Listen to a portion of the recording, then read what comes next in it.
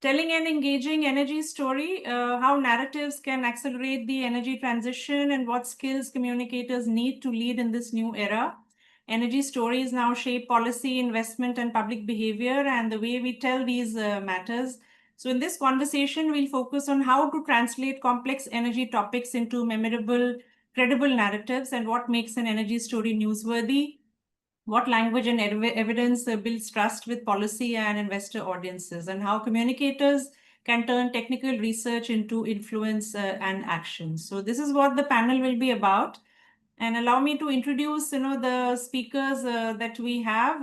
I mentioned Anu Bararia. So Anu has over 15 years of experience in strategic comms and brand leadership. She currently serves as AVP and Head of Communications at Yanara, and previously as a GM for Sustainability, CSR, and Corporate Comms at Renew. She has been recognized as a pioneer in clean energy for shaping the energy narrative and among the 100 most influential corporate communication leaders worldwide. So welcome, Anu. Yes, thanks. Thank you so much, Rachna. It's a pleasure to be here. Pleasure to have you with us. Garima, can we just spotlight the speakers so we're all sort of center stage? Yes, Sorry. I've pinned the speakers, and I think if the participants can confirm, the panel is visible to everyone, right? Yes, we can see all the panelists. Thank you. Okay, All thank right, you. okay. So next, I'd like to introduce Ashirbad. So Ashirbad S. Raha, he's an insider, top 50 next-gen energy leader, strategic communications leader with close to 2 decades in shaping public narratives on climate, energy, and policy across South Asia. As regional director for communications at the University of Chicago's Energy Policy Institute, EPIC India, he led brand building and outreach that positioned EPIC India as a leading voice on energy and environmental economics across South Asia. His campaigns have strengthened media and policy presence in 15 plus languages across 3+ countries. He's grown digital engagement tenfold and generated a lot of earned media stories. And his films have also screened at COP27 and COP28. So welcome, Ashirbad. Pleasure to have you with us. It's very exciting to be here. I'm here to, of course, share learnings, but learn from all of you.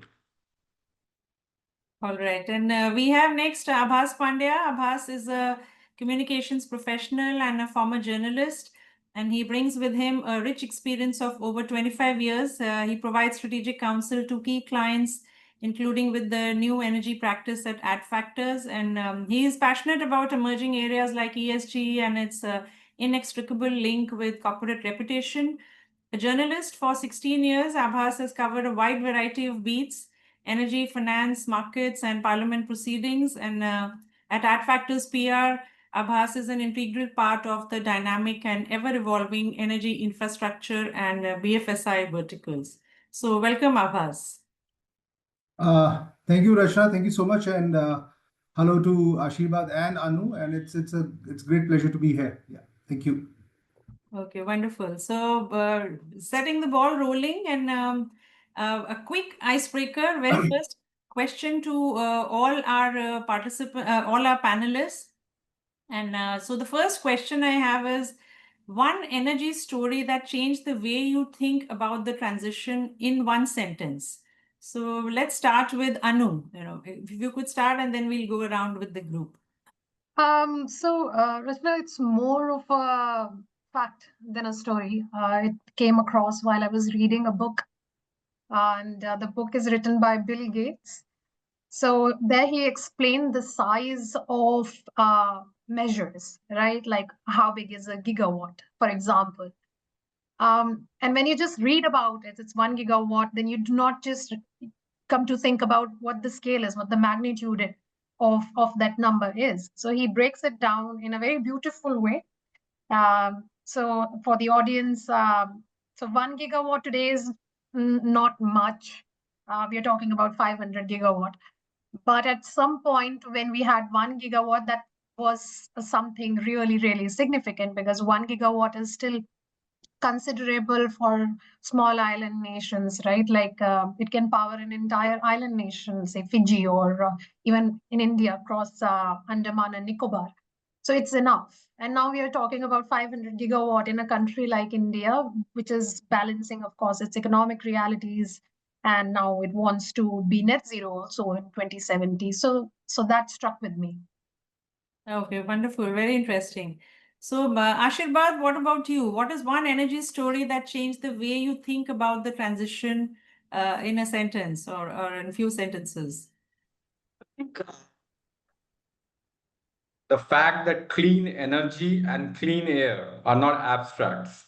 So this is something that we have done in our institute. We kind of created a tool which quantified the impact of air pollution on human health. When we quantified it and made it more, relatable to the masses, we saw how the receptivity of that idea increased manifold. So connecting two different connected themes, humanizing it with data and making it relatable. I think that's a broad story that has been at the center of my lot of communication strategies. Okay, wonderful. Yes, air pollution is something we close to, what we are experiencing now. So thank you for that. So coming to you, Aabhas, what is one energy story that changed the way you think about the transition in one sentence? Rachna, this was way back in 2009 when I was a reporter with a real-time wire. And this was one of those mundane releases that came from the government about the launch of the National Solar Mission. And that time the idea was to have 1,000 megawatt capacity by 2013. But of course, when you start to analyze and add context to it, and when I researched, I realized that this had something to change the potential of how we look at energy and how it could actually make the entire generation process very clean. Because we were for one of the first early movers as far as new energy is concerned. MNRE was set up in 1982. Our first wind farms started somewhere around 1986, but between 1986 and 2009, it took a long time for us to realize the power of solar. But since then, we have come a long way. So that one story actually triggered a lot of interest in this entire transition that we have been observing, particularly in the last decade or so. Yeah. Okay, interesting, very interesting. So, okay, moving on, it's the next question, is I'd like to ask Ashirbad first. And what is the most priority for you when working on energy communications? And you did mention air pollution. In that area, what is the most priority for you? Top line is make the story local. So there are like a lot of buzzwords like energy transition, just transition, broader climate change, NDCs. All those great, amazing buzzwords are dominating the international conferences and communications. But it is equally, all of that is great. What is equally important is how do we make the story local? So there's a popular joke that says, somebody's problem is nobody's problem. So looking at climate transition, thinking of it happening somewhere else, and it doesn't really bother my life. Say I stay in Jharkhand, and I don't really neither understand nor do I care. As a communicator, our job is how do we bring that global scenario, contextualize it to the local reference, and make it about a story that is about you and me. So when I, as a reader, relate to that story, my idea. So if I'm a policymaker sitting in some part of the country, and if the story is localized to my reference point, my ability to grasp that story and push that data into policy is higher rather than something happening in Brazil or is somewhere else. All of that is good, but yeah, how do we contextualize and make it local? Yes, yeah, I think that's very important. It's the impacts we feel, and I think people connect better to that. Okay, so Anu, for you, what is the most priority for you when working on energy comms? And you've been in multiple roles, earlier. So it's how does that come into your work? In fact, Rachna, I will agree with Ashirbad on localizing the story. Of course, climate and energy is not just a state-specific or a national agenda anymore. It's so global. Everything is interconnected. But I think it starts by understanding your target audience. Everything starts from there. There is always a mission statement with which a company goes out and they plan whatever they plan in terms of their objectives and what will be the key narrative that they will adopt at any point in time. But it boils down to who you are communicating it to. And your audience is very, very different. Of course, you may be communicating internally to your employees, or you might be just talking to your suppliers. Maybe you are communicating with, it's a bilateral exchange between international companies or governments also, or industry bodies or academia. You cannot just go with a cookie cutter approach. Okay, this is my overarching theme and I'm going to stick to it. These are my briefing points. This is what my communications team has given to me. So I'm just going to stick to the script. That does not sit well. There is no cookie cutter approach. You have to understand what your audience is looking out of you, what will sit with them, what will they take home, and they will think about. So you cannot just say, hey, this energy transition is happening, and this government is saying, don't do this, do that. Supply chain is all over the place. You say that to a student, they will not understand it. Likewise, if you go so minute and like say layman term with an industry professional or a technical person who already knows most of the things, you just need to tell them what's happening and why this is important for you, why this means to you in any which ways. So understand that, adopt a different strategy for different audience. Just be mindful of, we do not want to waste their time. We just want to give them what they really want to have out of whatever exchange we are having. Okay, yeah, that's a great point. I think, yes, customizing to stakeholders. And in fact, we had speakers, the past 2 days talk about that because, it's such a vast field, how do you customize for stakeholders? I think that's a great point. So Aabhas, coming to you, what is the most priority for you when you work on energy communications and you work with multiple clients? So, what is the priority? Yeah, Rasha, actually, taking a leaf from what Anu just said, I think a customized approach is critical.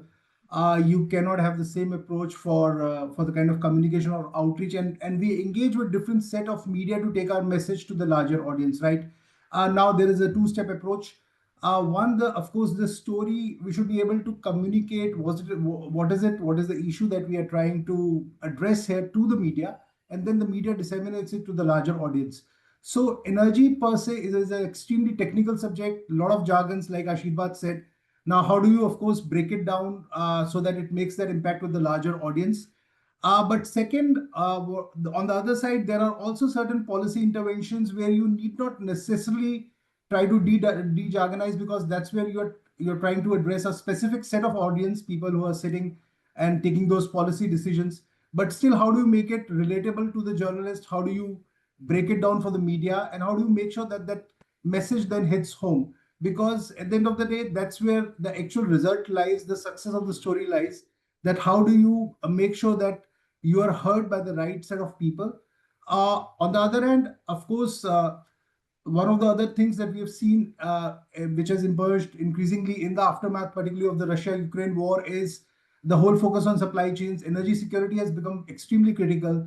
The entire conversation around buying Russian oil and we linking it to an energy security. So that is actually drawing a lot of interest from the mass readers as well, because you make it relatable to them, right? A certain capacity of India's refining capability going out of the market because it's not able to source Russian crude oil becomes a matter of concern for the larger audience. So I think it's very important to one, understand the stakeholder, understand your reader, and then decide on the way you want to carry that message to them. Yeah. Okay, yeah, that's a very interesting point, and I'm reminded of Ashirbad. When we had that earlier conversation on how different stakeholders, whether you're speaking to a researcher or whether you're speaking to a government policy maker, how do you make sure the message is complex enough or simple enough? So that brings me to my next question, directed to Ashirbad first. What is the one concrete choice or about evidence or tone or channel that has consistently made an energy story land with your target audience? I mean, I couldn't say it's a magic pill, but what is it that is working, everyone? And I'll address that to all the panelists as well. So starting with you, Ashirbad, on that. From my experience, it has always been about how you need to choose evidence to create that trust. So cut the noise, how you make your communication very calm and credible. So when I say that, an explanation is, so if I'm communicating to the policymaker, all that he cares for is tell me what has worked, where is the data, what does it take to implement. So if we as a communicator, if we are tailoring from what Aabhas was saying, talking about customizing your information based on your stakeholders. So hypothetically, if my stakeholder right now, stakeholder number one is policymaker or a member of parliament, my idea of an energy research would be, or an energy experiment would be, to showcase the top narrative as a, this is a great idea. We say it great because here is the evidence. This is how we work, and this is why it is scalable. So when you make close that loop, then your audience kind of finds it relatable that okay, this happened and this can be replicated elsewhere. So choosing trust over any kind of hype or drama and letting the evidence speak its own language. I think that's probably stands at the crux of the story. Okay, that's interesting, I think. Anu, for you particularly, what has helped your energy stories land with the audience? Any choice of evidence or tone or channel that has worked quite well? Yeah, Rachna. So, like Aabhas had said, this is a very technical subject. It's not like FMCG, it's not a daily use product, right? Like people do not know, they just take this for granted that, okay, we have energy, we have electricity, okay, move on. So to explain to them why this would matter to them, why this would matter to the future generation is extremely important. Now, of course, there is evidence; it's scientific. So you can just tell them, if that many kilowatt hours is powered by this, this will be the carbon offset in some way. But why does it even matter to them? I mean, because we have taken it for granted. It's kind of a human right now, right? So so to make them understand the impact, to make them understand why this matters to them, and like how, so when I was in Reuters as a economics journalist, we used to deal with a lot of economic jargons, right? And then when we had to write these stories, they would obviously, when we were starting off, would be very, very difficult. Only an economist would understand some stories. So my editor would always tell me, make it so simple that a person can explain it to his grandmother. Even she should know why this is important.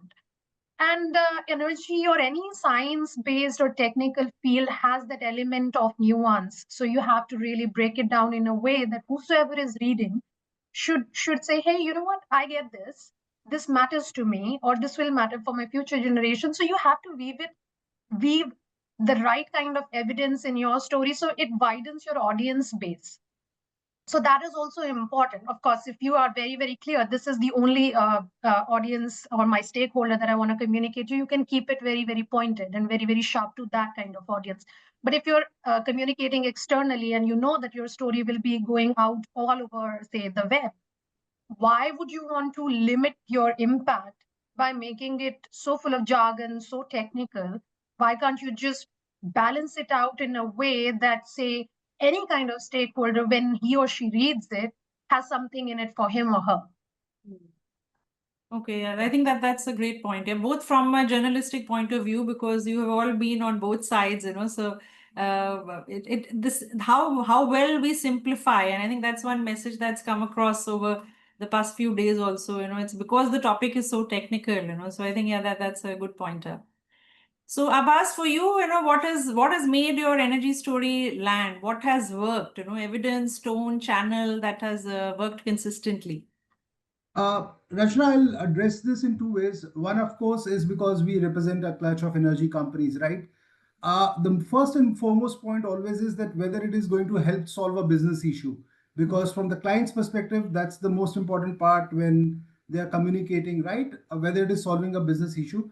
From the media perspective, I think what's something that always lands is whether if it is backed by credible data, because data is something which, and whether it is empirical evidence, whether it is projections, how are the numbers telling that story? I think the numbers become very, very important. Something as basic as these days you would see that often companies announce setting up X gigawatt of capacity at X and X investment. I think that becomes a very easy headline to place, right? Because media gets interested. But then there are certain technical issues, certain policy interventions, etc., that a company would want us to address. And that's where again the evidence comes into picture, that whether how it is impacting. For example, something relatable that I would wish to share here is the issue of ISTS. It's an interstate transmission charge that renewable companies, they were told not to pay when the plants were coming up, and that made renewable power very cheap, because typically the bids are around 3 rupees. So now the government has started to roll ISTS in a staggered manner, right? And the cost of that power will go up by 40 to 50 paisa per unit for the end consumer. Now, it is here that data, breaking down that data and simplifying that data becomes extremely important for that message to hit home. And it is also relevant for the end consumer, right? The person who's actually reading this will realize that his cost or her cost of electricity can actually go up because of this policy issue. So I think it's very important to understand the issue at large. And if we can back it by numbers, we always find that these stories are welcomed by media at large. Yeah. Okay, that's good to know. I think because of the technical aspects, another follow-up question I've asked for you is, are you seeing different beats take priority? When you're pitching energy stories, so is it jobs, or is it about the power? Media focusing on power or finance or tech, and how should PR teams pitch accordingly? Rachna, that's actually a very interesting question, because yes, we are trying. What we're seeing is that there are different segments now that are starting to emerge. Sorry, we've lost your voice. I don't know if others can hear. Can Aabhas? you Yes, hear yeah, me now, Rachna? better. Yeah. So Yes. I'll come a little closer. I said that's a very interesting question, because yes, there are certain sub segments that have started to emerge. People stories are of course extremely important, that we see being talked about, because that's where the real impact of this transition is happening, right? But how do you weave those people stories? From companies' perspective, of course, there are policy stories. There are fundraise has become extremely important. M&As in this sector, energy sector, are now on the rise, so that becomes important. A lot of companies are now taking the IPO route to raise funds, right, to kind of fund their entire expansion plans. So there are different segments that have started to approach. Skilling and reskilling is again a very, very important topic that has started to emerge, and that is actually impacting the entire green sector as we talk today in India, because there's a clear dearth of skilled manpower, of people who are actually engineers who are willing to go to far-flung areas and work on those projects. I think companies are grappling with that issue. So that becomes a very interesting HR story. From that lens, it becomes important. Technology is at the heart of this entire transition. So there are journalists writing on the tech side of it. That becomes again a very important audience for us.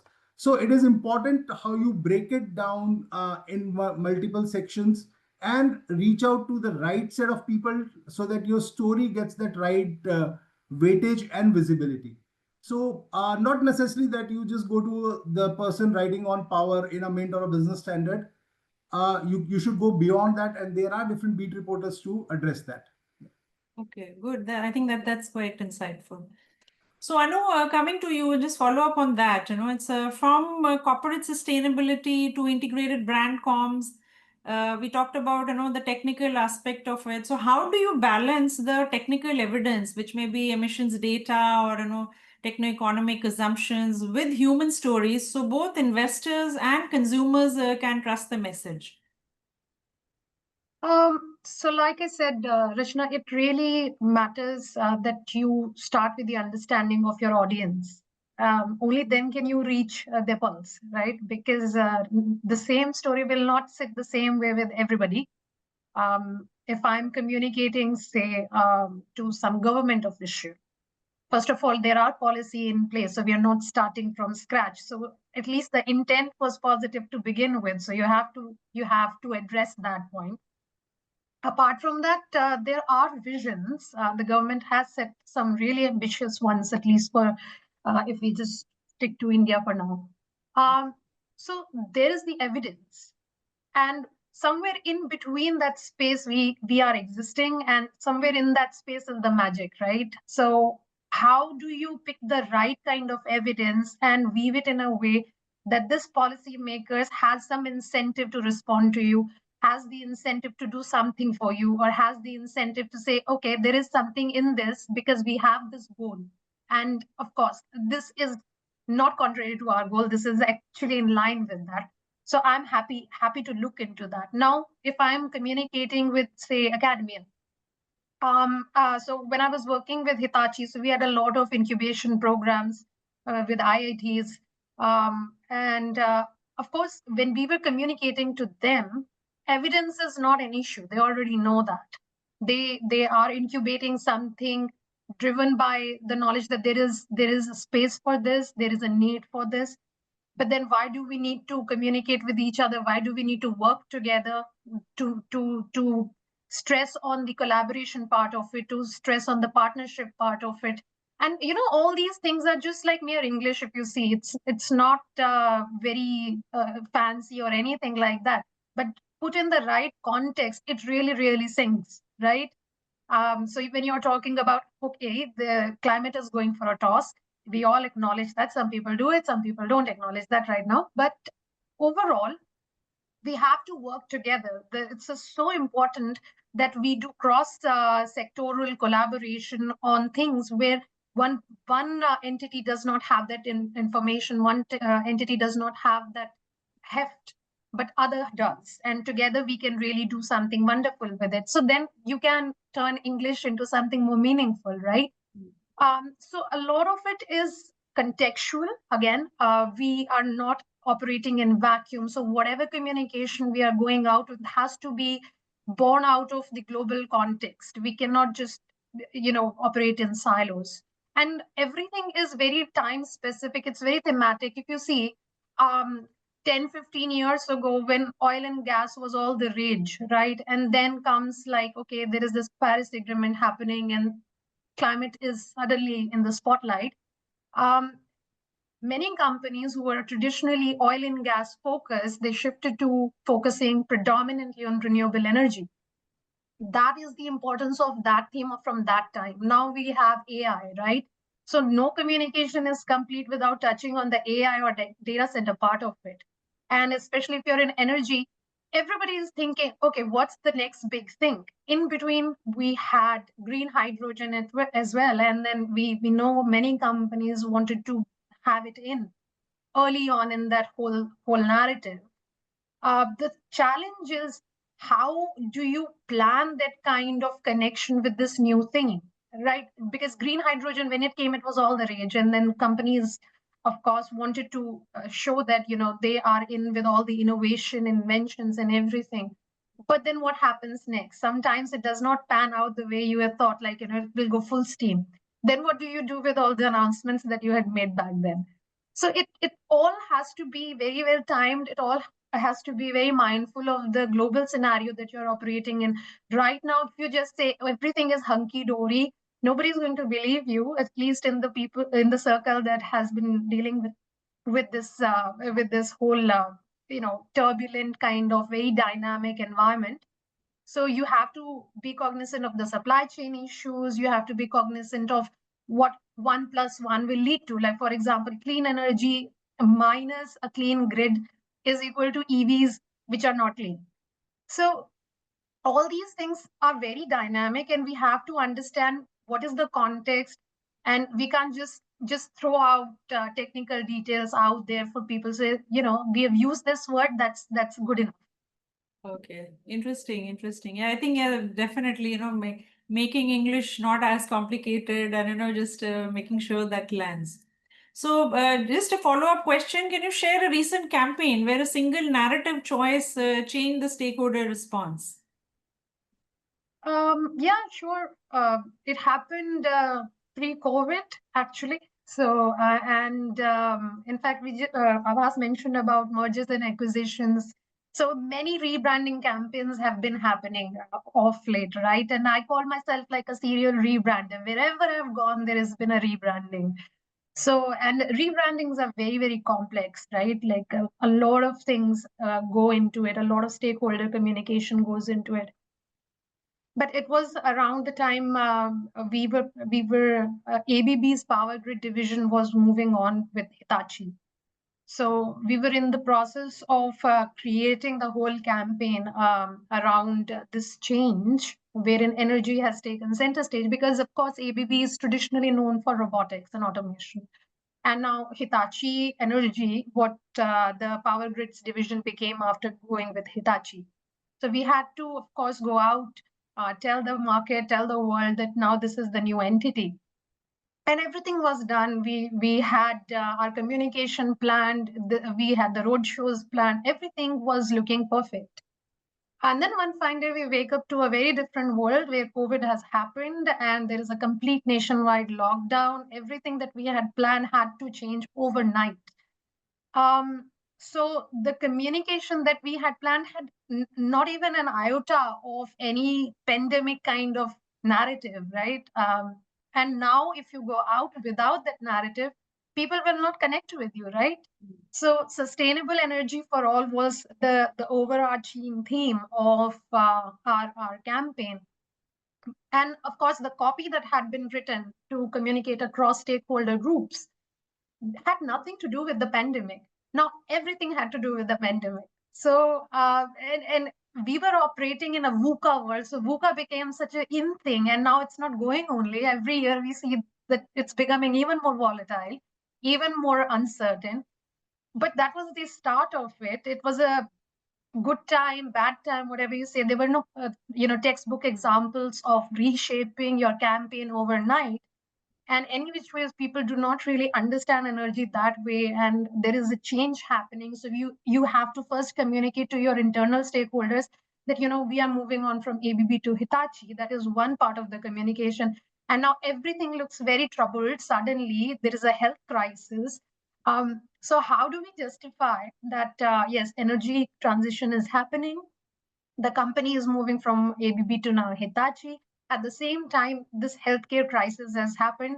How do we manage all these things together and do it well, right? Overnight change the entire thing. Because if you remember, because it was a nationwide lockdown, we had no way where we could invite everybody, communicate with them, make them sit and understand. So everything is happening pretty virtually. We are all getting used to being so virtual, like literally sitting in our room with the wall in front of us and talking on the screen. Nobody knew that. Nobody had ever done that. It was a very lonely kind of a time as well. Yes. Yeah. So you do not know whatever you're communicating in front of the screen is being received exactly as you had intended it to go. Yeah. And now you're talking about lots of people. So you have many, many thousands of employees, plus you have even wider group of stakeholders with whom you're communicating just virtually. And then you're also giving them a tour of your factory virtually. So we had to plan for those things as well. Okay. So we did that beautifully, but it was pretty challenging and a steep learning curve, not for us as a communicator, but equally for us as professionals, right? Okay, yeah, wonderful. Operating in this virtual world. Yeah, that's great. That's great. Thank you. Thank you for sharing that.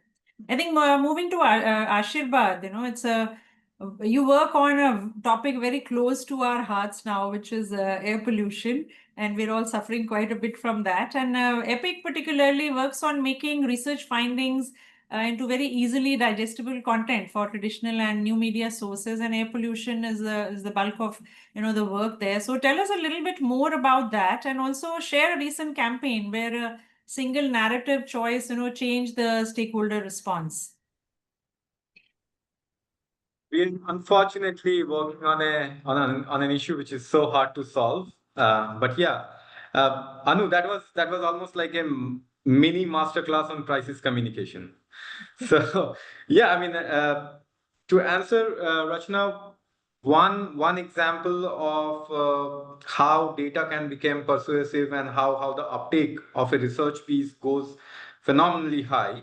So we have worked with Gujarat Pollution Control Board for over a decade to roll out what is known as world's first pollution market on particulate pollution, very complex, dense term. But the top line summary is it's a market-based approach to reduce pollution without compromising on economic growth.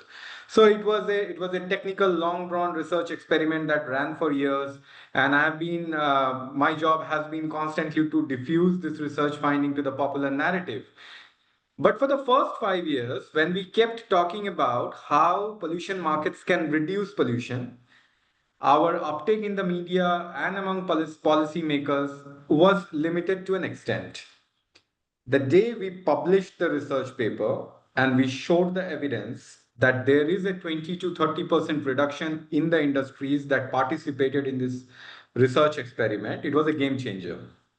So, what I'm trying to say is a piece of data or a piece of research becomes reaches out to the wider audience when you not just talk about the data of what can happen, but also of the data about what has happened.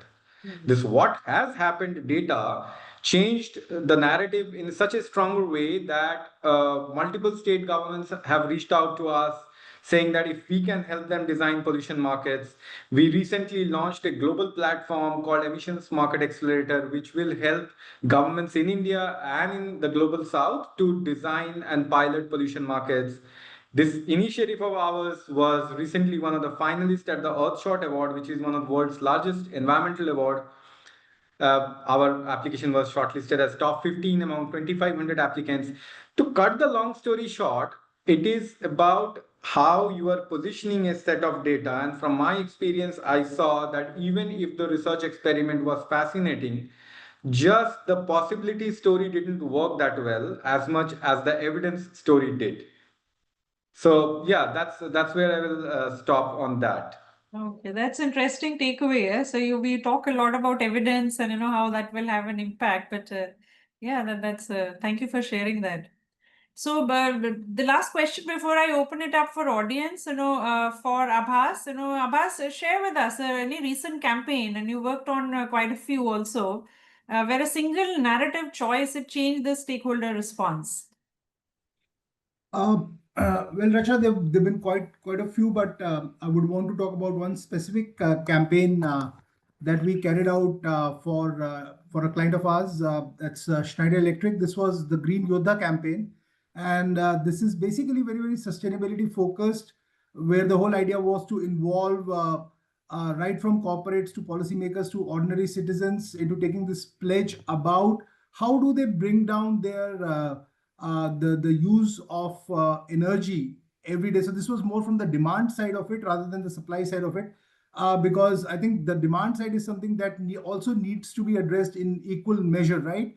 While we can keep on adding to the supply side, as and when we start to lower the demand as well, it does benefit the entire environment, right? So the whole idea was to how do we get more and more people as champions of this and there were multiple campaigns that were rolled out, and it became the first leg became extremely successful. There were more than 1 million people who joined this pledge. Of course, there were multiple amplification tools, etc., that we utilized and leveraged to reach out to people in different parts, nooks and centers of parts of the country. There were multiple corporates and customers of Schneider that were made a part of this entire exercise, so on and so forth. So this was one campaign that personally was very close to my heart because it was addressing the sustainability issue at the core, right? And I think this is something that, in fact, is something that can be practiced by all of us, because while we do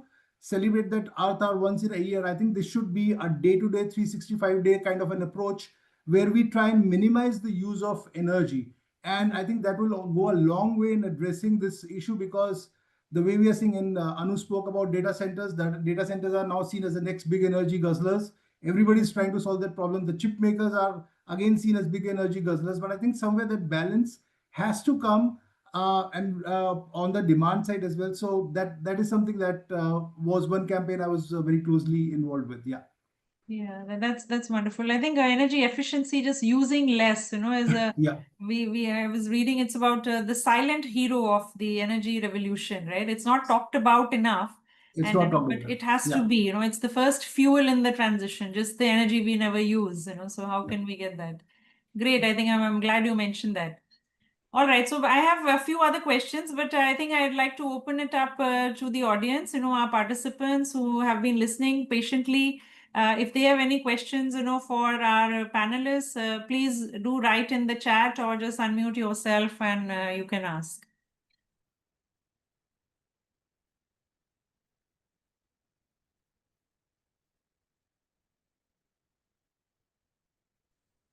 Hi everyone, Supriya here. Hi, Supriya. Okay, I have two questions, quick ones, and thank you so much to the panelists. It's always amazing to listen to these people, and we have worked closely with Aabhas and recently connected with Ashirbad as well. So it's interesting. I want to ask, specifically to Aabhas.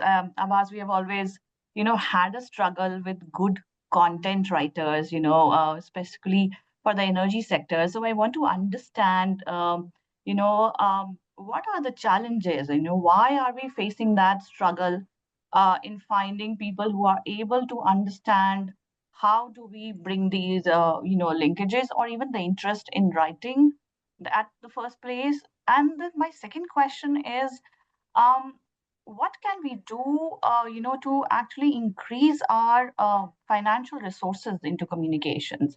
Because that limits our capacity a lot.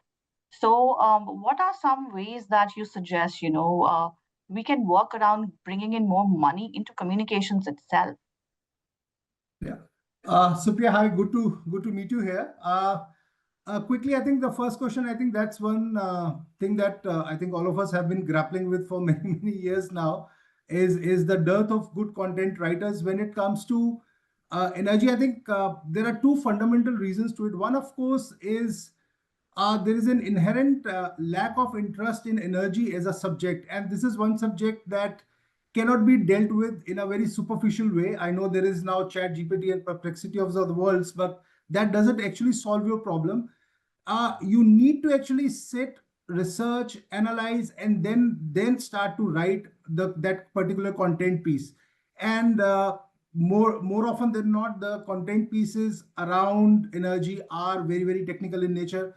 In fact, yesterday there was one content piece particularly that we have been addressing, is the entire issue around HVDC, because while the global capacity of HVDC and these HVDC transmission systems will allow green energy to be carried to long distances without much of transmission loss, and very critical for us as we go towards 500 gigawatts.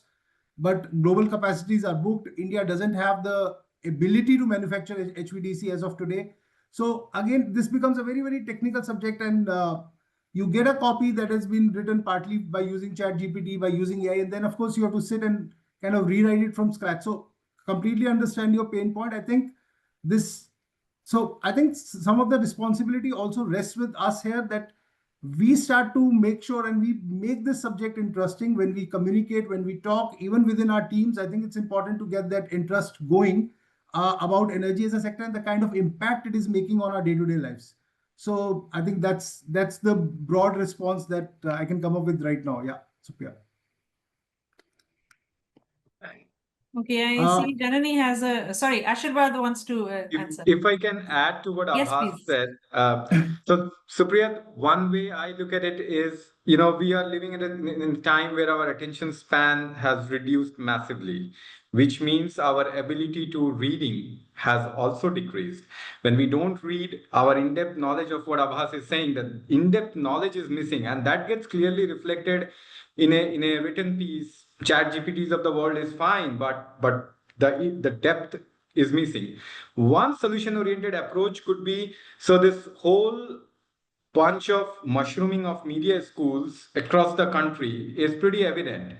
How about the deans incorporating, one guest lecture maybe per month, where the future journalists are exposed to energy and environment communication, what's happening in the space, how you weave the narrative, how you connect the jargon with lived experiences. So those are the things that we as communicators can also reach out to media schools and shamelessly self-invite ourselves to educate the next generation.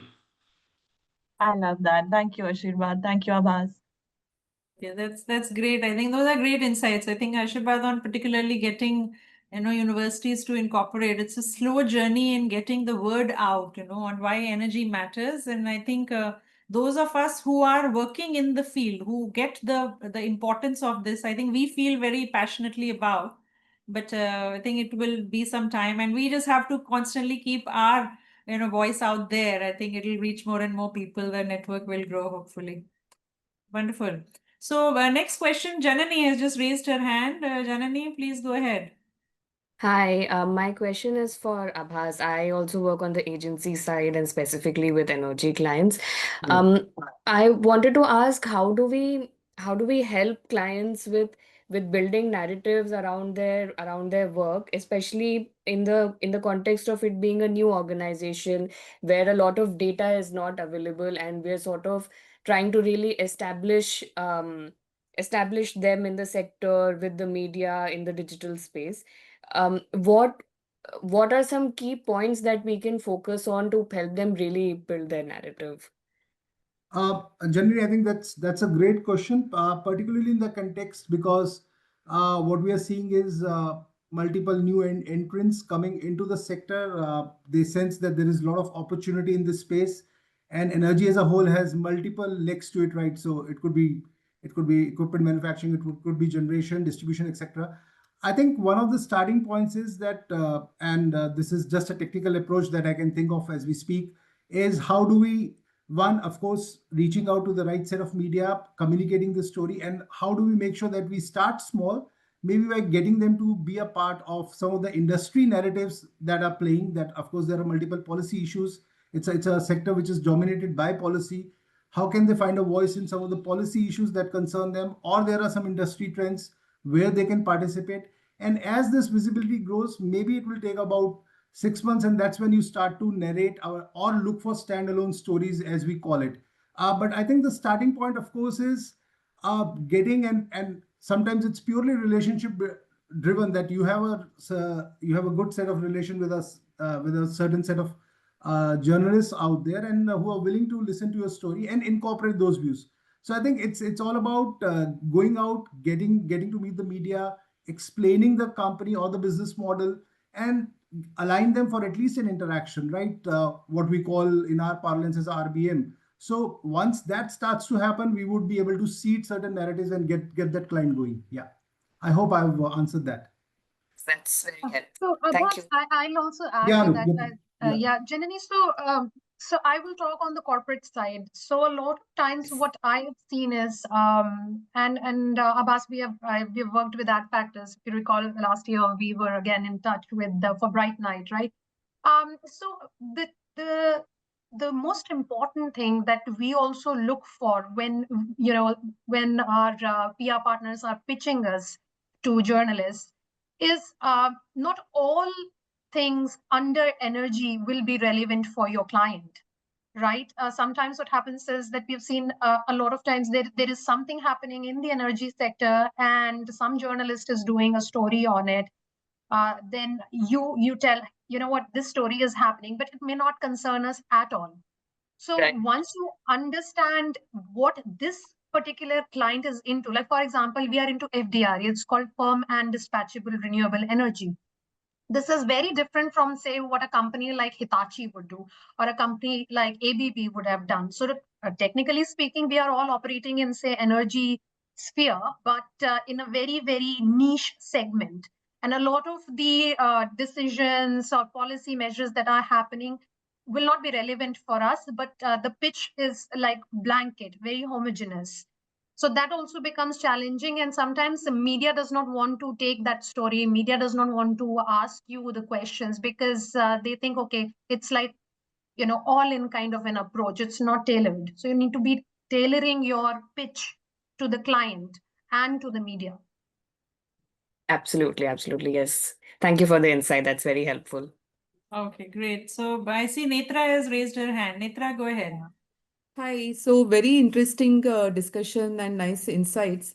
So I represent Net Zero Energy Transition Association, and it is a newly launched initiative. And Anu, I relate to what you said about FDRE. So the one good thing is, so in last 15 plus years, I have been in energy industry, worked with the energy storage industry particularly. And in the recent times, the whatever bids are coming up and aggressively all the developers are doing, as an association, we would like to actually create the awareness that it is not the lowest price and what kind of a complexity is there as compared to plain vanilla solar plus wind project versus having the energy storage. There is a lot of safety concern, fire hazards, possibility of that.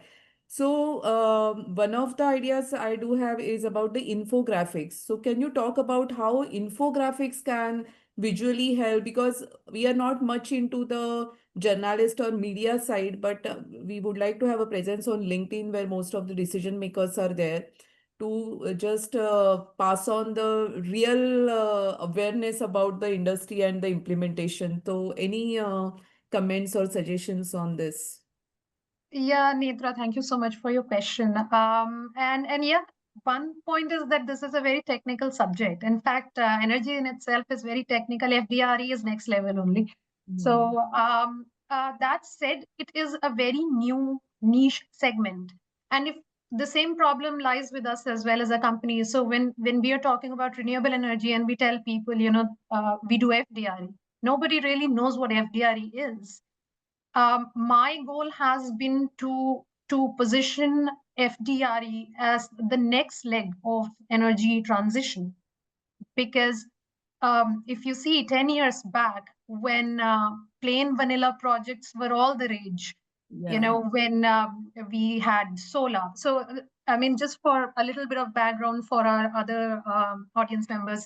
So at one point, wind used to be very dominant in the energy mix. And then in between, it sort of took a back seat, and solar, we have When there was a tax abundant. benefits related with wind. Exactly. Yeah. So, and now we are seeing wind is making a comeback, and solar, of course, we have abundance of solar as well in the energy mix. But overall, the realization dawned on us that we cannot just go on doing plain wind solar kind of projects, because for the energy system to go fully green, we need to have energy on the days or times when you don't need to rely on coal at all.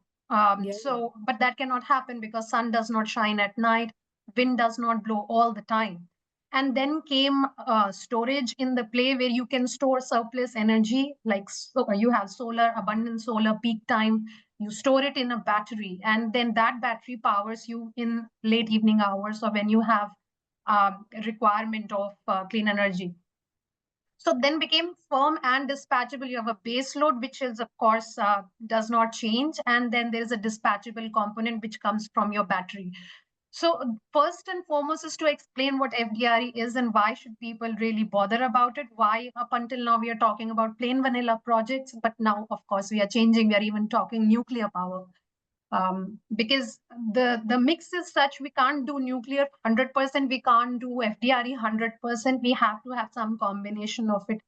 So to answer your question, Netra, I think first we need to find the right stakeholders who will buy into whatever content we are producing, right? Because if we are just starting from scratch, people do not know you, people do not know why they should trust your content. So a lot of it, I would say, finding the people who have your back, finding the people who will vouch for your credibility and authenticity of whatever you're saying. So, for example, tying up with the right kind of industry stakeholders, industry bodies.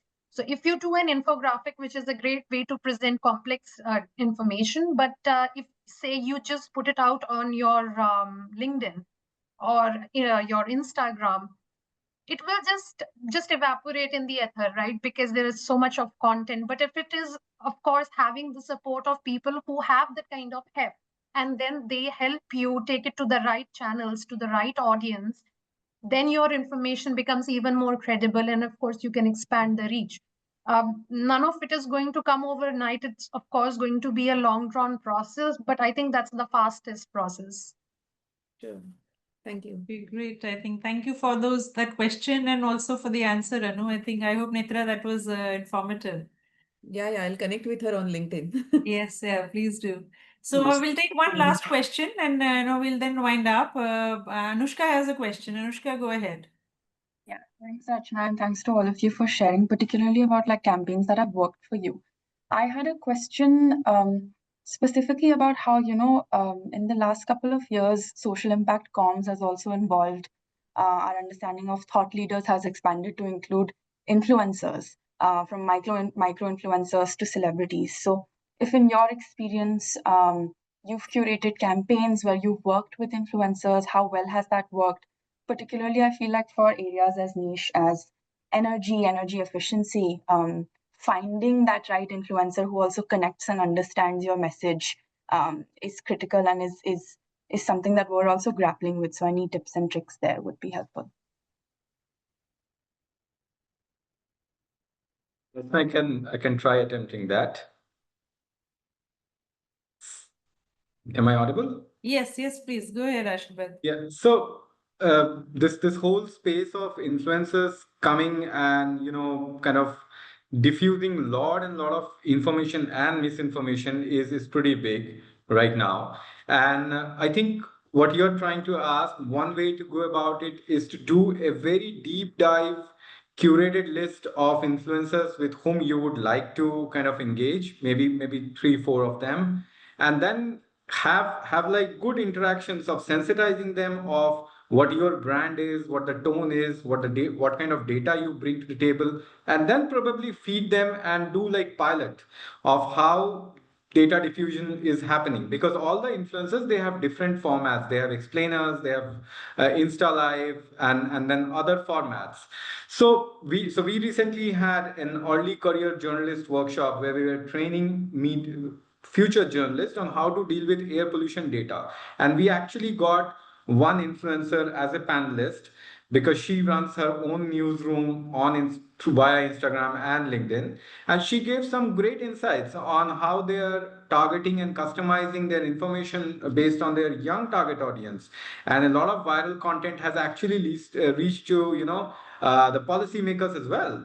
So all these parliamentarians, they have their own research associates who are youngsters. They are tracking Instagram. So that is a medium that probably some of us should engage, if not a lot, a little bit. Actually, to the last question that Netra asked, infographics are great, but having short explainer videos, like 60-second video of what the idea is, why it matters to you, like Supriya was telling, why energy matters. So what the idea is and why it matters to you. If you put that together in a 60-second video, those are pretty helpful in raising awareness. Okay, great. Thank you, Ashirbad, for that. And I think with this, we'll wind up. I'll have one last question, one sentence from all the panelists, and then I will like everyone to switch on their videos and we'll take a quick group photo. So before we take that photo, in one sentence for all the panelists, if you had to leave the audience with one sentence, the single most important principle for energy communications and why they should learn about it, please share that. Starting with Anu. So my key takeaway would be understand the big picture, understand your audience, and this is a beautiful space to be in right now and to cover. So whosoever is starting in this, you're at the right place at the right time. We need you. Okay, that's great. Aabhas? One sentence would be just stay curious, because this space is never out of action. It will never run out of action. Transition is something that will continue to unfold. New technologies will continue to emerge. The existing technologies will mature. And one size fits all will not work in this segment. I think we are just at the cusp of a massive transformation. 2 decades down the line, I think the global energy mix would be radically different from what we are seeing today. So very interesting times ahead. Yeah, and learn to write better. So that's important. That's important. Ashirbad, what about you? My message would be keep it local, keep it human, and keep it true. Load it with data, understandable data. Okay, wonderful. That's nice and punchy note to end this on. So thank you everyone, all the panelists for joining us. It was wonderful to have you with us and, very insightful thoughts. And I'm sure the audience has enjoyed it as well.